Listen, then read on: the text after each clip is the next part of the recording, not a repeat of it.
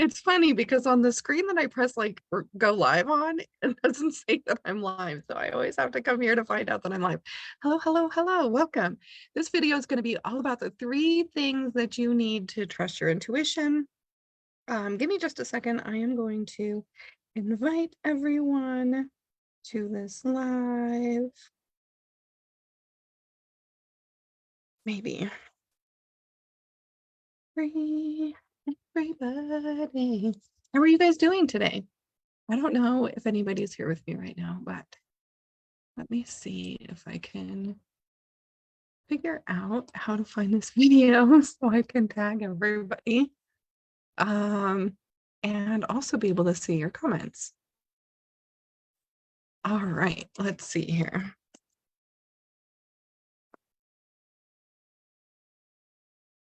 Done. All right, now let me pull it up on my phone. Christy, how are you doing? So good to see you. Okay, so we're going to be talking all about intuition. We're going to be talking about all about trusting your intuition and the 3 things that you need in order to trust that intuition. So, let me, oh, Sid, hello. As you're popping in, go ahead and let me know where you're from. I'm going to try to prop up my phone over here so that I can see it. Thanks for your patience, guys. All right. Jennifer, how are you? I'm still trying to prop my phone up. It's not working very well, but at least I'll be able to see your guys' comments and stuff. Okay, I'm ready to get started, guys. Tess, hello, welcome in, guys. We're going to be talking about the 3 things that you need in order to trust your intuition. So let me cue up the slideshow real quick, and we will go ahead and get into it. Let me know where you're from. Let me know why you're tuning in today. Why would you like to be able to better trust your intuition? Let's go ahead and present this. I think I can do that.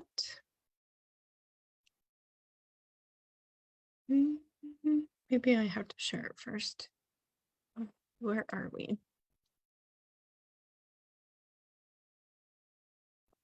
There we go. Perfect. Hi, Emma. How are you? Hi, Jackie. Okay, so as you're popping in, let me know where you're from. Say a little hello. Let me know why you'd like to be able to better trust your intuition, and let's get started. Okay, so first and foremost, I wanted to talk a little bit about this training, what it's about. So how many of you have felt disconnected from your intuition? And I feel like for me, I had intuitive thoughts, I had intuitive feelings, but I think that when I really thought about intuition, I thought of it as like a gut feeling. So only those big moments where I had this like gut feeling did I really peg as my intuition. And so I think a huge turning point for me in terms of my relationship with my intuition really happened when I realized that intuition could come in the form of thoughts. Hi guys, I'm tired of second guessing myself, increased confidence in decision making. Yes, I love both of those. So once I started to look at intuition in a different way, instead of it just being this gut feeling that told me when something was dangerous or not, that's kind of like what I thought intuition was, is like this sort of gut feeling that told us when things are dangerous. And that can be a form of intuition, right? But that's only one of many, many, many forms of intuition. So I think when I really started to find a turning point in listening to my intuition, trusting in my intuition, it was when I started to redefine how intuition showed up for me, when I started to understand intuitive thoughts coming in, other ways that intuition might come in, and we're going to kind of talk about that as well. And then it's not like it was instant. It's not like once I understood intuition in a different way, everything shifted and everything changed. Like I still had to trust myself. I still had to move through these other steps in terms of really stepping into and living from my intuition, right? Because a lot of times we want to trust our intuition because we want to live from it. We want to make decisions that are reflected from our intuition. So we want to use that inner knowing, that inner wisdom for our benefit. And for me, it took a really long time to get from, oh, I see intuition in a different way, to I'm going to use this for my life, for my business. I'm going to live by this. I'm going to listen to all the ways that this comes in. And so I think first and foremost is the invitation to let this be a journey. I think a lot of times, no matter what the goal is or whatever the result is, it's like, I want that, I want it now. And that's the main focus. But when we allow ourselves to have this journey with our intuition, it takes a lot of that pressure off to maybe know everything or do everything or be perfect at it right away. Um, Hi there, guys. Welcome, welcome. Okay, so let's start talking about the three things that we need. And so I kind of touched on this, but like two of the things that you guys have said that you really want from your intuition is improved decision making, greater spiritual connection, increased confidence. Um, when we are able to live by our intuition, these things just are natural. We make those better decisions. We have that spiritual connection. We feel connected to ourselves and, whatever you call that which is greater than you.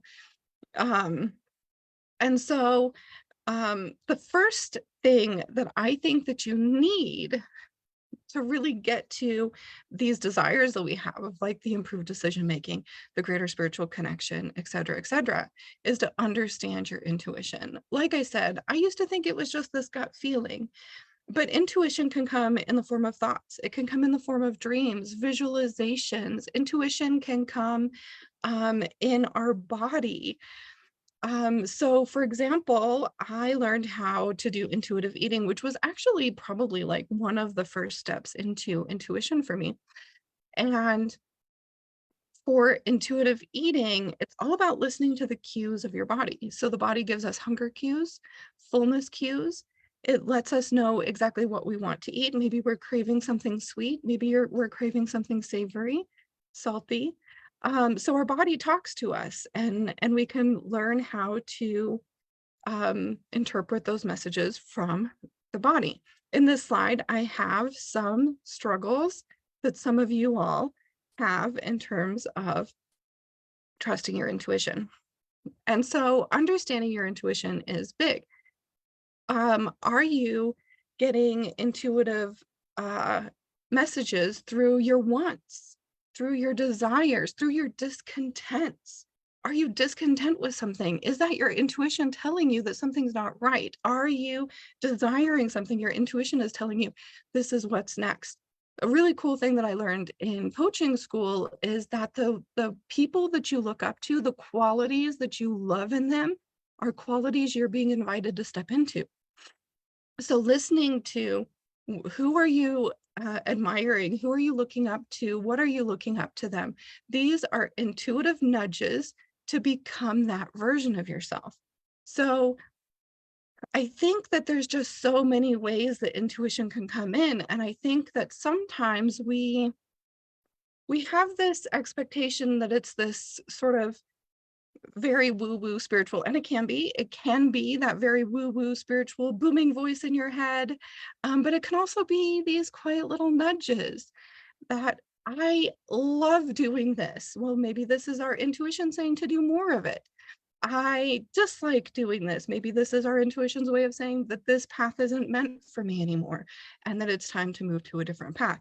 So I think that understanding your intuition in different ways can really help you tune in and understand that it's not just one way. It's not just that booming voice in your head. In fact, for me, it's usually a very quiet voice. Some things that I say, this is a must with my intuition, is my intuition speaks in present tense. And I heard this from Kyle Gray, and it really resonated with me. My intuition speaks to me in present tense. My intuition is always empowering. And so if I get a message that is speaking to me in future tense, if I get a message that's speaking to me and putting me down, for example, that is not my intuition. That is likely my ego. That is likely fear. So fear can be really loud and intuition is usually very quiet and soft. So a really good example that I like to give of this is, have you ever left a relationship and you're like, 2 months in, 2 weeks in, I had this little nagging feeling. It was a really quiet feeling that said, this might not be right for you, right? This may not be right for you. It might be time to leave this relationship. And then we don't listen. This is my experience anyway. And so then we don't listen and we wait and wait and wait. And then eventually everything blows up and we're like, I knew. There was a part of me that knew. And I was hearing this little quiet voice. That's intuition, that little quiet voice that it's actually quite easy to ignore. I really feel like intuition is this like little quiet voice in the present tense, always kind, always empowering. Uh, yeah, so Christina said um, she had a partner, or they had a partner that left the day before yesterday. My intuition says he will, but the other part says that they won't be back. And yeah, I think that playing around with things like this could be really interesting. I'm saying, okay, my intuition is telling me he'll be back. So just kind of wait and see. Wait and see if he'll be back. And then maybe even write that down in like an intuition journal, right? He'll be back. Make the date. And then as things happen, if he does come back, you're like, oh, yep, my intuition was right. Right? So keeping a little log of your intuition is really important for that. But I think what's really important about what you're talking about is ask your intuition if you want him back. Ask your intuition if he's right for you. Ask your intuition what needs to be present in the relationship in order for you to get back into it.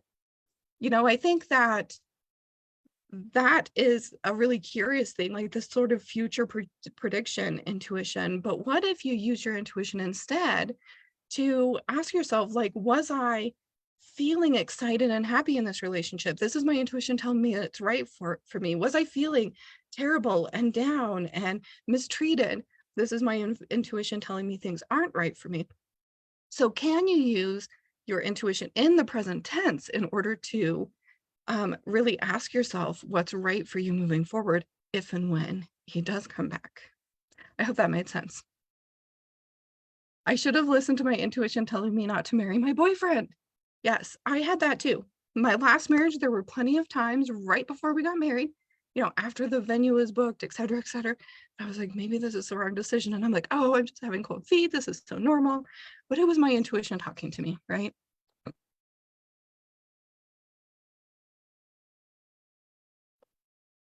Yeah. So I'm curious, what are some of the ways that intuition works for you? Tell me if anything that I said was a bit of an aha moment. Are there parts of intuition that I was talking about just now that you hadn't thought of in terms of intuition? For me, thoughts were huge because I am claircognizant. And so I didn't understand the difference between the clairs. I didn't understand any of that. And then when I had a coach who said, intuition can come in the form of thoughts, I was like, what? What? Wait, I have a lot of those. And then I was able to explore intuition in the form of thoughts. Oh no, Sarah. Okay. So, first and foremost is understanding that intuition can come in a lot of different ways. That way, you can start listening to the different ways that it comes, asking yourself, and gaining insights in the present moment. Number two is having a good relationship with yourself. And I think we forget that our intuition is a part of us. I'm going to read a couple more before we move on. Sometimes I just notice how things, other times I think I'm intuitive and I don't know if I'm wrong or just hopeful. We're all intuitive, Jennifer. We're all intuitive. So when you operate from the knowing that I have intuitive guidance that's available to me, then you can start acting off of it instead of doubting whether it's real or whether it's not real. Hi Pamela, welcome in. So just know that you are intuitive and you do have intuition, and you don't have to, we're going to talk about this a little bit more in the next slide, but you don't have to do big things with it yet. Start small, and just play around with it a little bit. Okay, but let's talk about how our intuition is us. It's a part of us. And so the thing that I think that I didn't think of is that our relationship with our intuition is a direct reflection of our relationship with ourselves. So if we're insecure, we're going to be insecure about our intuition. If we don't trust ourselves, we're not going to trust our intuition. If we have self-doubt, we're going to doubt our intuition. Here, believing it. If we don't believe in ourselves, we're not going to believe in our intuition. So a huge step and something that you absolutely need is to look at your relationship with you, to build a trusting relationship with yourself. When we're talking about trusting our intuition right now. So if you want to trust your intuition, you must trust yourself. So I prepared a little something for us. And so I want to ask you guys, if you are building a trusting relationship with a partner, a family member, or a friend, what needs to be present in that relationship for you to be able to trust them?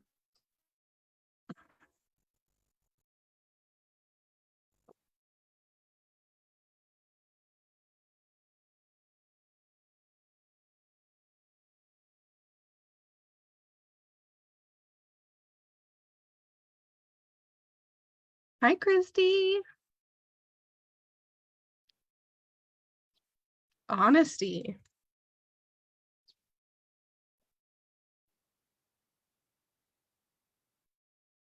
Understanding, common ground. Yes.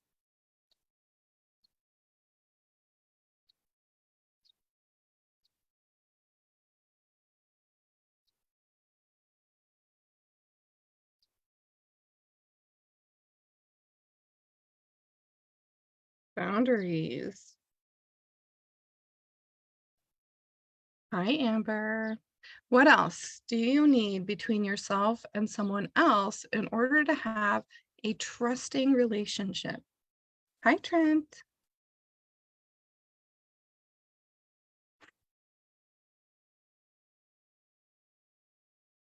Hi, Kat.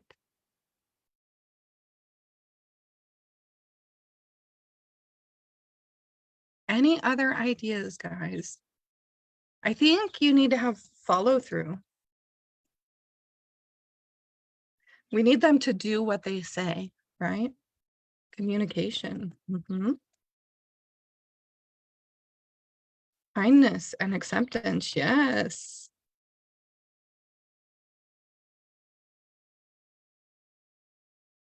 Commitment.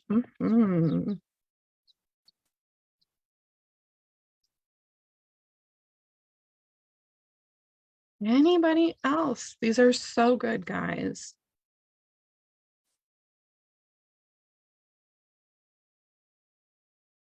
Reciprocation. Yes.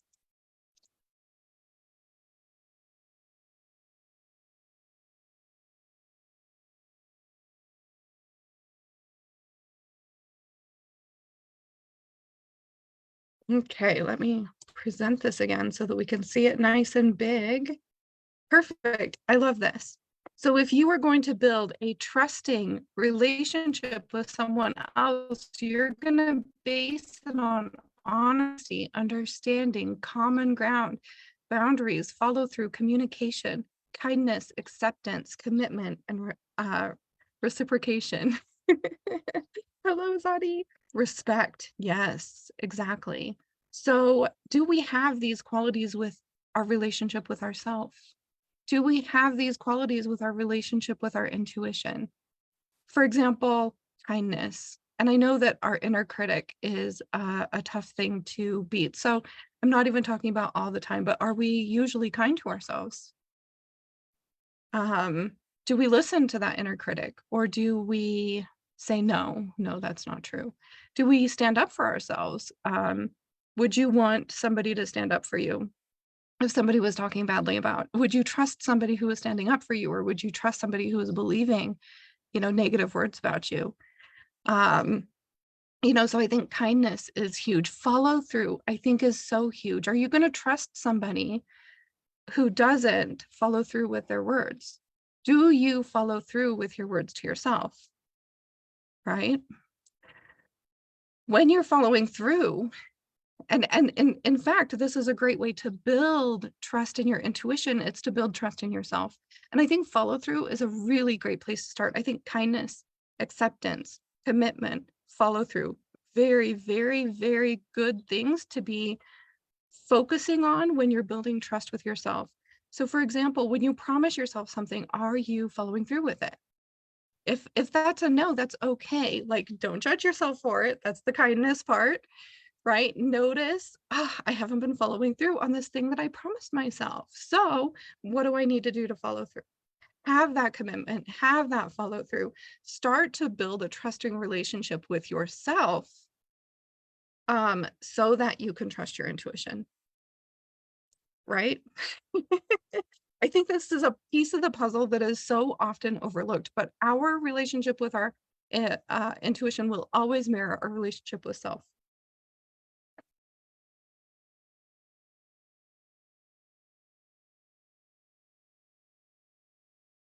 So, for example, telling yourself, okay, here's the commitments I've made for myself. I'm going to start following through with that. Then you start doing it. You're going to build trust and confidence in yourself as you follow through. Communication. Can you communicate with your intuition? Have you sat down and given it some time, right? When we're speaking about relationship with intuition, let's switch from self to intuition. Are you giving it time, right?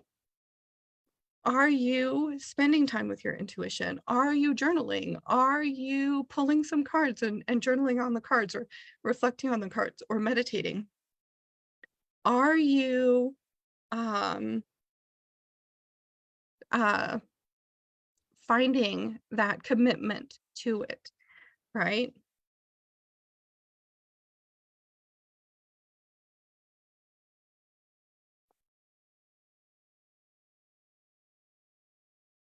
So I feel like this step is all about starting from wherever you're at, using kindness and compassion, never judgment, and starting to build that trust with yourself.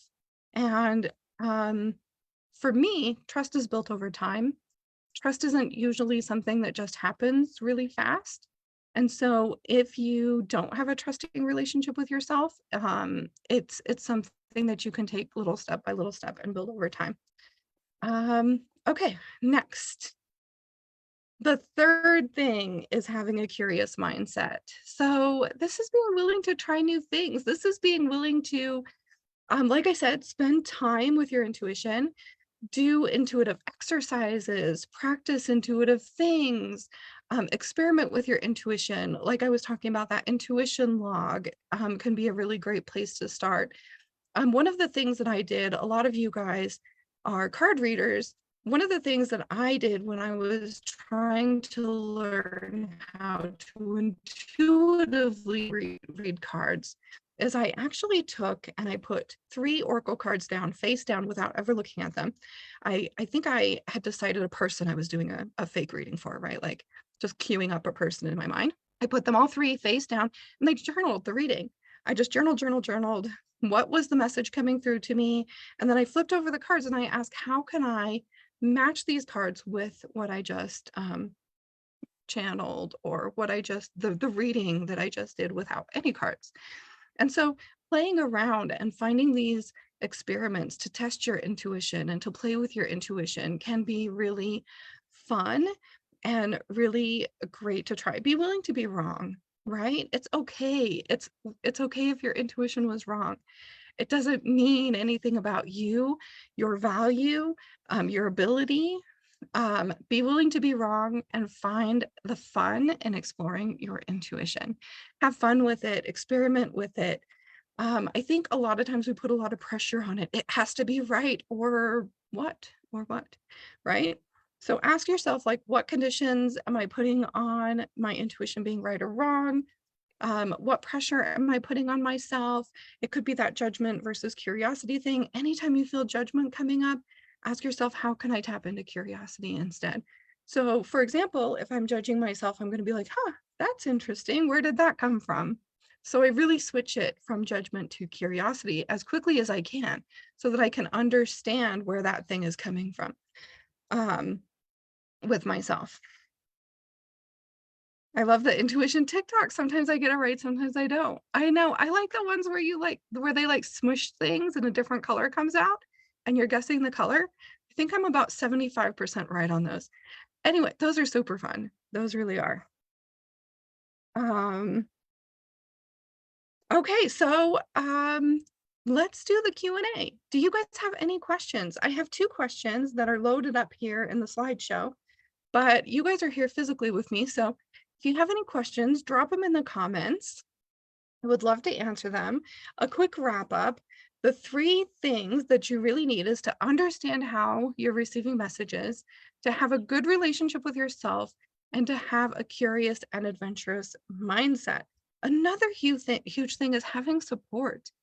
Having a system of structure and support step by step, going through step by step of, for example, your relationship with yourself, your mindfulness, et cetera, having somebody lay down a step by step process for you and having a community and somebody to help you is also essential. And I think the biggest thing for that is, first off, when you follow step by step from somebody who's already been there, you can shortcut a lot of time, right? So you get the shortcut, you get the fastest way to do something, you get a tried and true method. But in addition to that, having somebody who's checking up on you, having that accountability, knowing that you're in it with other people is also really important as well. So I don't see any questions coming up right now. So let me answer the first question. If you guys have any questions at all, drop it in the chat.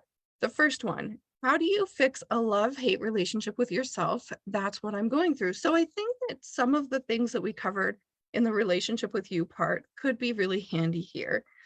But for me, I think it's consciously choosing the good things about yourself. This doesn't mean not acknowledging maybe some more negative aspects of you or your personality, but being committed to living in a way that you're proud of, living in integrity, and then focusing on everything that's good about you. When you find that inner critic, when you have that judgment come through, consciously choosing a different way, consciously choosing, and a trick that I've done too is, like, if I have a pattern, like something that gets triggered, I'm just going to use I'm not good enough as an example because I feel like at one point we all kind of struggle with that. But so for an example, maybe this voice keeps saying, oh, look, this is proof that I'm not good enough. I actually, if I have this repeating thing that keeps coming up, I come up with an alternative.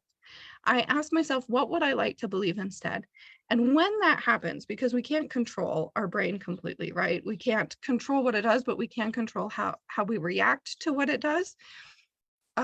So when that I'm not good enough comes up, I have an affirmation at the ready. So maybe that's, I am perfect the way I am.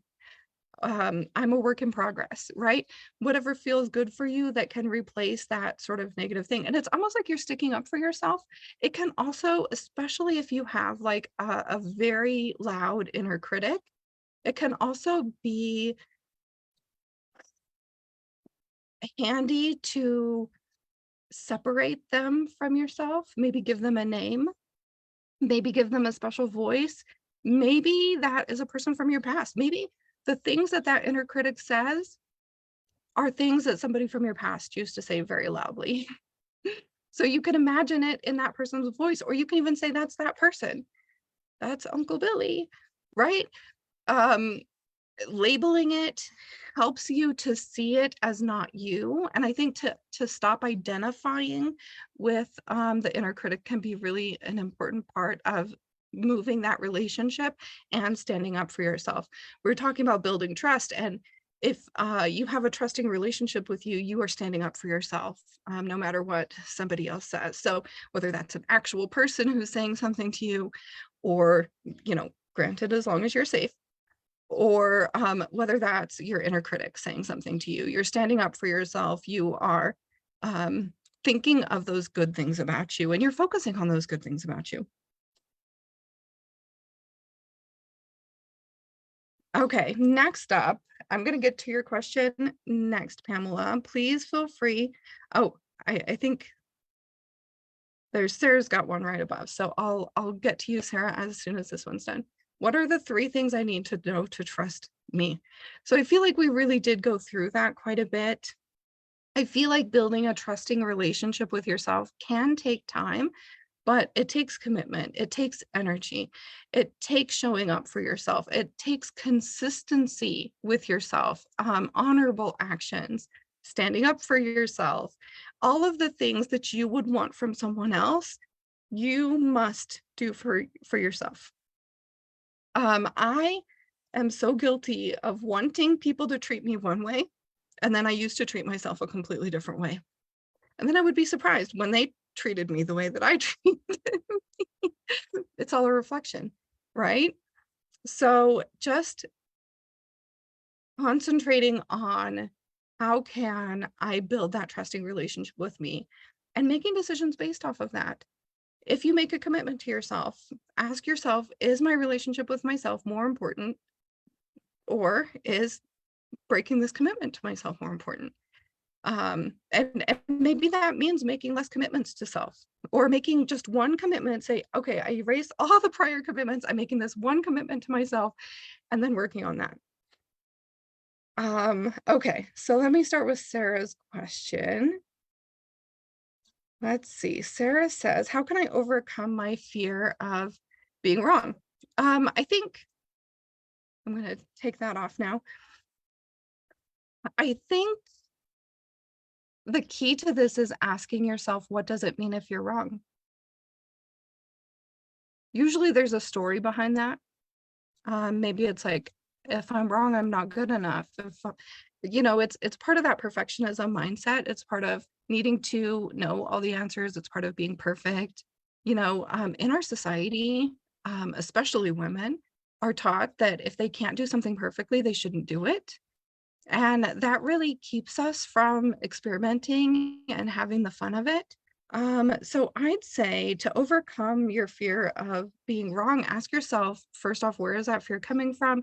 And what does it mean if I'm wrong? Right? Why is it something that's scary to me? When did it become something that was scary to me? And then allowing yourself to ditch that story, ditch that mindset, and allow yourself to have fun, even being wrong. Like, what if being wrong could be fun? Right, Sarah? Pamela, how do we know if it's intuition or ego talking? A lot of the times it feels like my ego mind jumps too fast and doesn't allow time for my intuition to communicate with me. Okay, so the ego mind is quite louder, right? And so a lot of times it drowns out the intuition. But here's the things that I find make the difference between my intuition and ego. Ego comes from fear. In fact, one of the best descriptions I saw of ego, because I really struggled with this concept of ego for quite some time. Gabrielle Bernstein said, ego is fear. So if it's fear-based, it's never intuition. That's number one. If it's future-based, it's never intuition. That's number two. Intuition is present tense. Intuition speaks to you in the present tense. Intuition is quiet, it's kind, it's empowering, and it does not shame you. It does not say bad things about you. Intuition is your higher self. So if you think about your higher self and how they would treat you, and then you think about whatever the message is coming through, is the message in the present? Is it kind? Is it comforting? Is it empowering? That's intuition. Yeah, I second guess myself too. Mhm. Yeah, I feel like I'm failing if I'm wrong. Yeah, totally, Sarah, we've been taught that. We've been taught that. You know what the best thing for me was in terms of failure? Okay, so I learned this affirmation and I love it. And it's feedback, not failure. Feedback, not failure. So a lot of times we don't start something because we're afraid that we're going to fail. Or when we do start something, we stop really early because we're afraid we're failing. But when you see failure as feedback, then you can make adjustments and keep going, right? Nobody's perfect. Expecting yourself to be perfect is setting yourself up for failure. So what if failing was just quitting? What if the only way you could fail was to quit when you wanted to keep going? Let's say that, because sometimes we want to quit and that's okay. That's not failure. What if the only failure is quitting when we want to keep going, quitting when we haven't received what we want, but we still want it?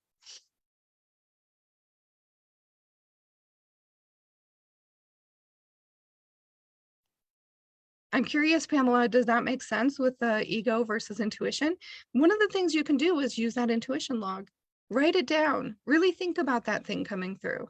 Ask myself, would my ego say this or would intuition say this? Is this anything that comes from your higher self, anything that's present tense, empowering? It's intuition, right? And even if it's not, who cares? It's empowering, right? It's empowering. It has you feeling good. It is present tense. It can help you with your future. It's not limiting you in any way. Even if it's not intuition, it doesn't matter because it's going to be good for you, right?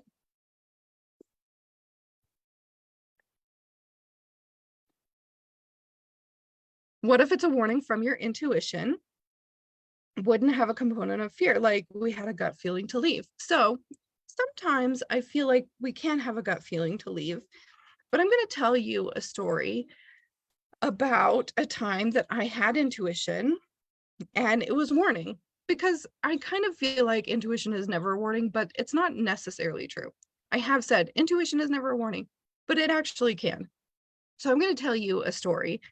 I drove to the gym. I used to work out 6 days a week, hardcore at the gym, 5 a.m.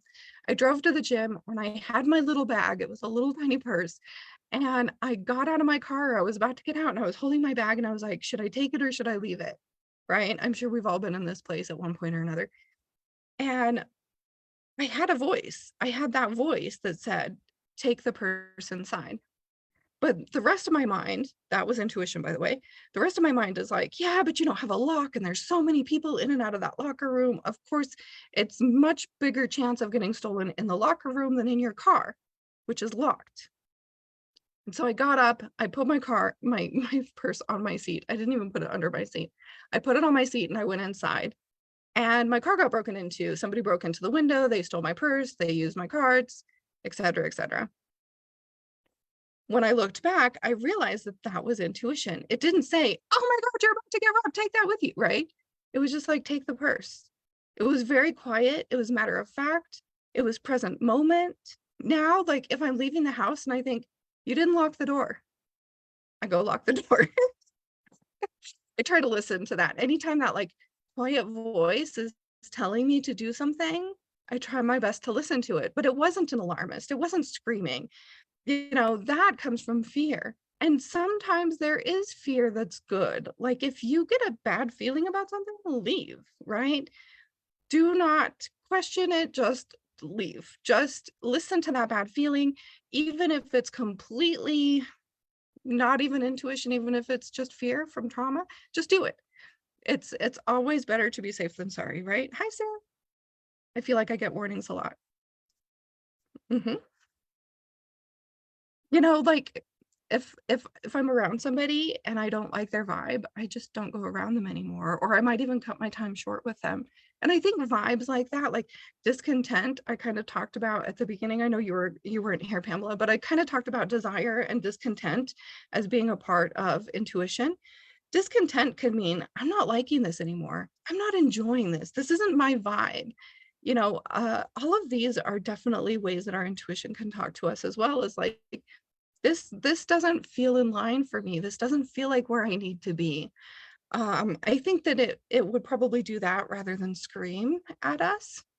There was one time I had a premonition dream where I saw this guy on a subway chasing me in my dream, and it was months later. I went to Toronto, Canada, and I literally felt like I was replaying the dream in my mind when this guy, the same guy I had in my dream, stepped into the subway. And I didn't do anything. I just was on high alert and nothing happened. you know? But maybe I had that dream to keep me very aware of his presence near me, because maybe if I hadn't been, something would have happened. We don't know, right? Um, but trust those feelings that we have that something's off. But like when it comes to tarot reading and stuff, um, I think that it's a really bad idea to give people warnings. I know that a lot of you guys are here for tarot and tarot reading and learning how to do that. I think that that is actually quite dangerous and harmful to our clients. Yeah, if somebody's energy feels bad, I leave or get away from them. Rachel, I think my intuition gets mixed up with my energy reads. Yes, yes, it's a part, right? Energy reads are a part of intuition, but yes, I get what you're saying, as I'm always scanning the energy around me without even noticing. Yeah.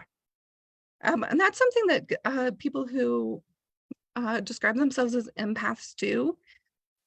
We do pay very close attention to the energy around us. And a lot of times we're really honing in on that negative energy. A lot of people who are empaths, and this may be a bit of a hot take, but a lot of us who are empaths have had traumatic childhoods, or we had to walk on eggshells, or we had to be worried. So we've really learned how to attune into people's energy. And usually it's the negative energy because we're in protection mode. We're trying to protect ourselves from something negative happening, from a negative reaction or something like that. And that's what has us being so good at being empaths, right? Now, as adults, we can use that empathic ability to tune in, but we also can ask ourselves when we don't need it.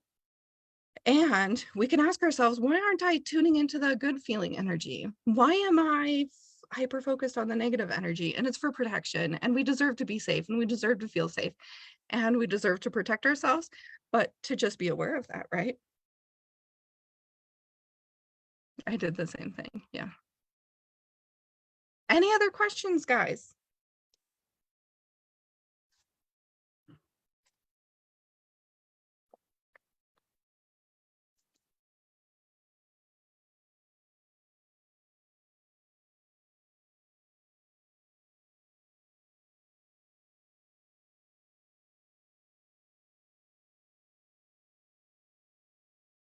When I encounter somebody whose energy feels down or sad, I make a point of complimenting them on something. Yeah, that's nice, Sarah.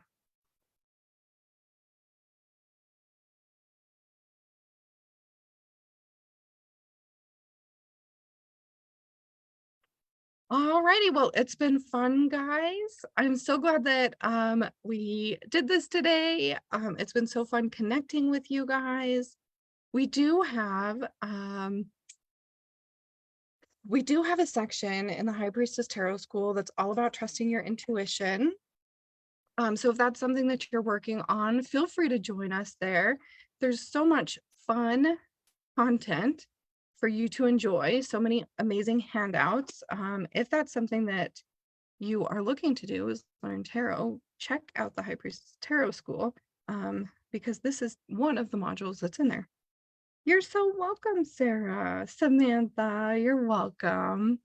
Okay, so I'm going to go ahead and go, guys. Thanks for being here. I will see you guys soon, I'm sure. Have a wonderful rest of your day.